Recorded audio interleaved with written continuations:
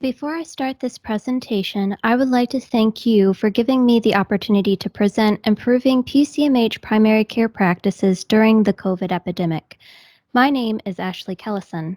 To begin, there has been an average of 35,000 positive COVID-19 cases per day reported in the United States. According to the New York Times database, more than 6.5 million people in the U.S. have been infected with the coronavirus and at least 193,000 have died. For primary care practices, this strings along a series of problems such as being overwhelmed by the influx of COVID patients in areas deemed to be the epicenters of the outbreak. They are struggling to add capacity to treat both COVID patients and others. There is evidence showing that in most cases they are deferring many of their normal elective routines, which will cause primary care industry to lose $67,000 in gross revenue per full-time equivalent physician. So, how do we ensure that primary care practices stay afloat during the COVID era? This presentation will go over how the patient-centered medical home (PCMH) model just might be the key to this issue. Next, NCQA is trying to find ways to ensure PCMH participation. The main issue is how do we recognize or re-recognize primary care practices when they are unable to submit their data due to time restraints?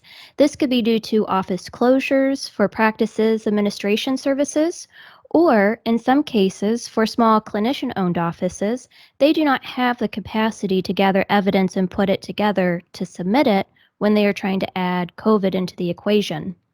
Lastly, I will discuss how we can improve the delivery care process so that we do not put extra stresses on the recognition department. The first goal was to understand key objectives. This is because as things continue to evolve, we can anticipate changes that can affect the overall organization. In order to react appropriately and take charge, NCQA will need to rely on control reports with Microsoft Power BI platform. This system is an assortment of cloud-based apps and services that helps organizations collect, manage, and analyze data from a variety of sources through a user-friendly interface. With it, I was able to gather data to target areas where COVID is high and correlate that data with expiration recognitions. The next objective was to then present the findings to key stakeholders to improve efficiency and any issues that were discovered. This then leads to the third objective, which is to use this data in the recognition department. The department members can reach out to targeted practices and assist them by extending their recognition end dates, allowing practices more time to gather evidence. Tying into the objectives, the main deliverables this project focused on are better business outcomes, better employee relations, better customer service. Any constraints that were found were due to data quality, lack of communication between the practice and NCQA, or lack of communication between the employees and NCQA. This leads into three main questions. Why are we here? Where are we going? And how will we deliver? So, why are we here? Well, no one anticipated an epidemic. It appeared without warning and began to spread swiftly throughout the nation. Even so, we as humans do what humans do best, which is to overcome and adapt. That is exactly what NCQA's recognition department is going to do. This is the perfect opportunity to ensure PCMH primary care practices can become recognized or re-recognized without impacting practices' overall operations. Where are we going? We would like to head in the direction that secures the future of PCMH participation. In order to do this, we must reach out to practices in need and care for them so they can care for their patients. Along with caring for them, we must look internally and enhance the program while attempting to prevent bottlenecks from developing in the delivery process. How will we deliver? The key solution is extensions, which gives practices more time to gather evidence. Extensions also allows more time for COVID cases to improve so practices are not as busy when focusing on recognitions. The other option is to allow practices to submit earlier than their due date if they are able and willing. By improving the delivery system, we will not only guarantee customer satisfaction, but this also helps internal staff members because it spreads out applications. This is to prevent bottlenecks, and guarantee employees' well-being. About NCQA. The National Committee for Quality Assurance, NCQA, accredits and certifies a wide range of healthcare organizations. It also recognizes clinicians and practices in key areas of performance. NCQA's healthcare effectiveness data and information set is the most widely used performance measurement tool in healthcare. The guidelines that are used in NCQA's model help streamline care coordination and care management. This means faster access to data, which primes nurses and physicians to be more readily available to see more patients and make more accurate diagnoses. Their goals is to dedicate much research and time to continually refine the standards that it sets. This is to ensure that quality remains at the forefront in the forever evolving healthcare industry. Leading into the primary care stakeholders for the recognition department, these would include dependent stakeholders. Primary care practices would fit this category since they are the end users who are often the ones most impacted. Due to lack of power, they are dependent on the project team at NCQA to help them succeed in recognition. Next is demanding stakeholders, which are made up of representatives and managers in the recognition department. Representatives are employees who work directly with the customer in registration and operations in the system. Managers are the employees responsible for grading the evidence submitted by the healthcare practices. They both fit this category because they are the primary ones whose jobs are affected internally within the organization if things go wrong. This is because they are the ones that have the most contact with these practices. Then, there are dominant stakeholders. This category would include assistant directors since they are the people who would like to see changes made to improve success rates. Assistant directors are employees who oversee the managers and representatives under them in the department. They are also the ones who will have the final say in who gets extended. So here's an overview of the recognition program. Patient-centered medical homes, also known as PCMH, is a model that puts patients at the forefront of care. PCMHs build better relationships between patients and their clinical care teams. At NCQA, PCMH takes on two forms, which are transforming and annual reporting. In transforming, this is offered to new providers who apply that do not have any previous recognitions earned.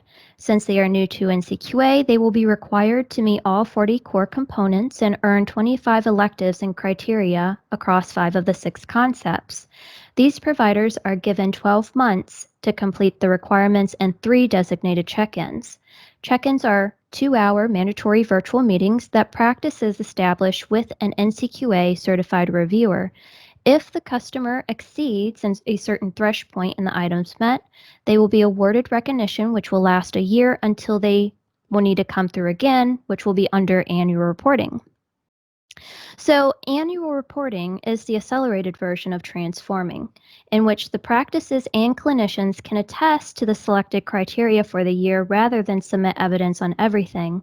Instead of having check-ins, they simply must fill out an online application. Most of the application consists of questions, but there will be certain sections where customers will need to upload evidence. There are no check-ins in this version, and the only time requirement is that providers must submit the application 30 days before their current recognition expires. This is to allow enough time for NCQA's reviewers to analyze the data submitted and score it. In terms of the scoring, there's only pass or fail. If the practice's data aligns with the standards, then the recognition will be renewed for another 12 months. Methods and approach. This project relied on observational software and experimental data. The data that falls into the realm of observational collections would be the impact of COVID on primary care practices as well as positive outcomes in healthcare that relates to PCMH. This is observational purely because external resources had to be used for the analysis since this data was not conducted within the organization. We retrospectively analyzed the amount of expected upcoming PCMH renewals in each state for the remainder of the year using the software data from Microsoft Power BI. This is a system that helps organizations collect, manage, and analyze data from a variety of sources through a user-friendly interface. NCQA used a combination of internal and external sources for the data imported into Microsoft Power BI. Data that stemmed internally came from Salesforce platform, which would include organizations, practices, and clinician information. It also provides recognition data for transforming and annual reporting applications. Then, external data was imported from the World Health Organization, WHO, and the Centers for Disease Control and Prevention, the CDC. This data would be in relation to the United States COVID rates within each state. Lastly, for experimental data, an employee survey was generated through SurveyMonkey to capture employees' workload and mental state.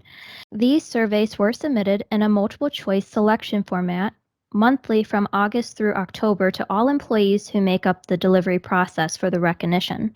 All research and data collections were approved by Sean Fontaine, who is the Director of Enterprise Reporting and Analytics at NCQA. I first want to start this project by analyzing the importance of PCMH. This year, PCMH practices under Blue Cross Blue Shield of Michigan reported these key statistics for their practices.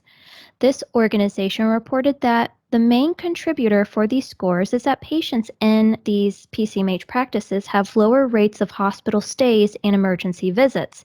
This is primarily due to the fact that they get the care they need from the practices before situations escalate and require higher levels of care. The organization claimed that participating in the recognition program has been contributed to the cornerstone of their long-standing success. This is the main reason why we need to ensure practice participation. Additionally, PCMH also had a role in telemedicine preparedness.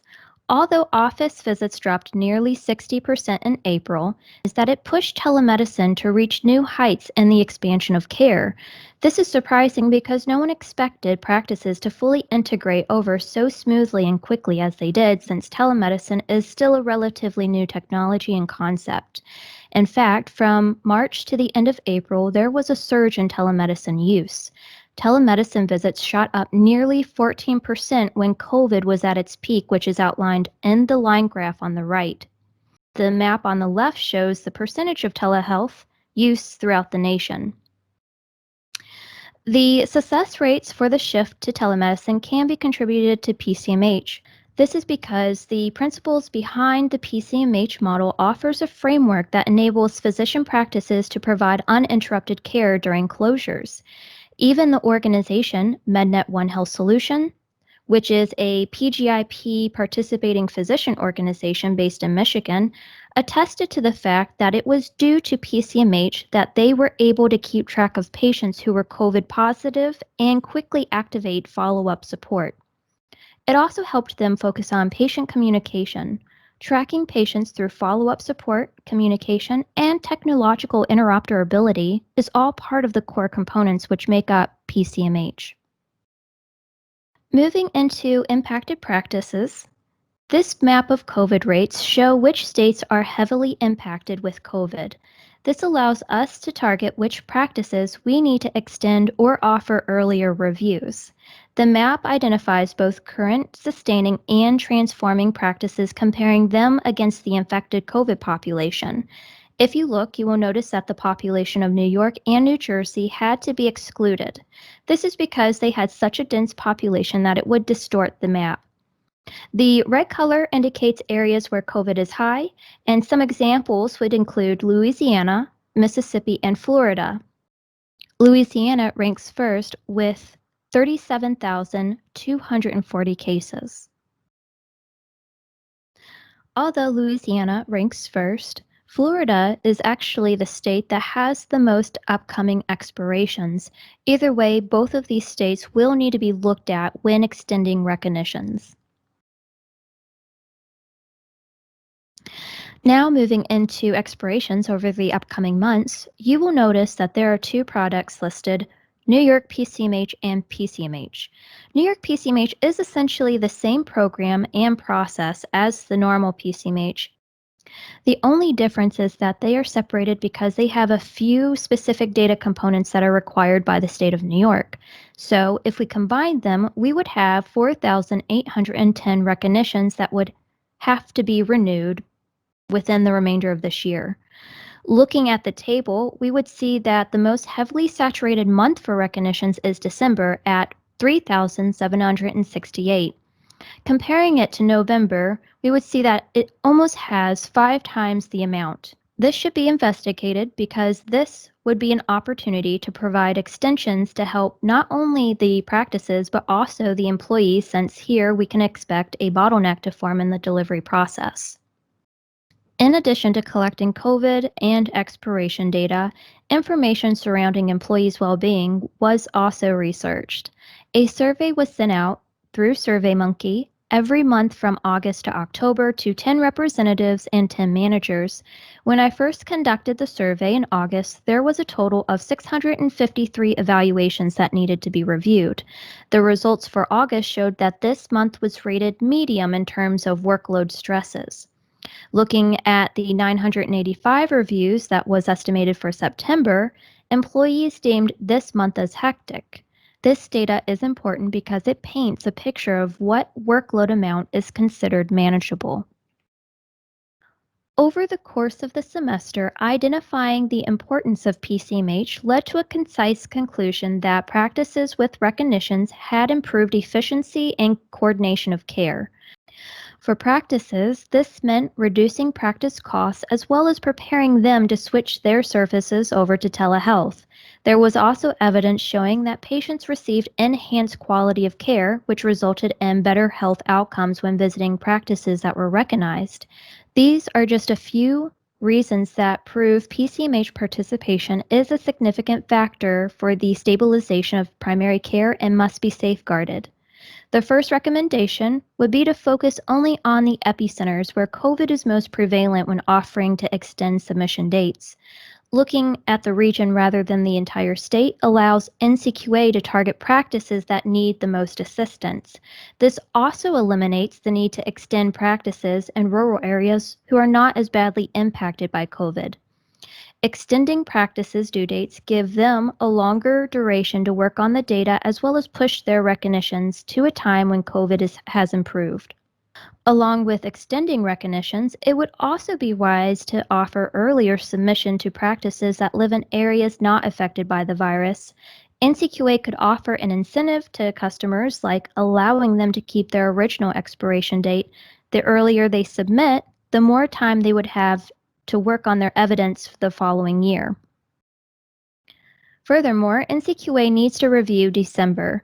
December contains the highest amount of expected expirations. This is going to cause problems because the evaluators are not going to be able to have enough time to recognize them all. This will eventually lead to delays and which could cost NCQA money. Overall, the main idea is to focus on both customers and employees. NCQA really cannot help one without having the consequences affect the other. Assisting both employees and practices is how PCMH is going to succeed as we migrate through this epidemic. Again, I would like to thank you for giving me the opportunity to present these findings and encourage any questions that you may have.